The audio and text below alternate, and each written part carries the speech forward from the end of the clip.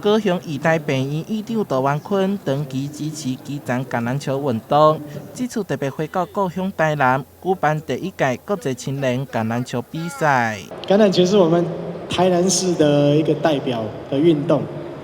这个运动所强调的就是说呢，要相信你的队友，尊重你的对手，服从裁判，团队合作。过去万坤杯每当12月伫台北举办，提供大专以后学生竞技交流。今年特别伫台南举办国际青年7人制橄榄球邀请赛，市长黄伟綽除了鼓励青年来参赛，也邀请全国民众来感受橄榄球的热火。不管是国中、国小、国中或者是高中对于橄榄球运能够代代相传，后继有人。过去几支橄榄球劲旅，现在都还在很努力的勉力苦撑，但我们这个振兴橄榄球是责无旁贷的。这次有来自台湾、日本、韩国等10支队伍，希望橄榄球运动会当伫台南继续发展。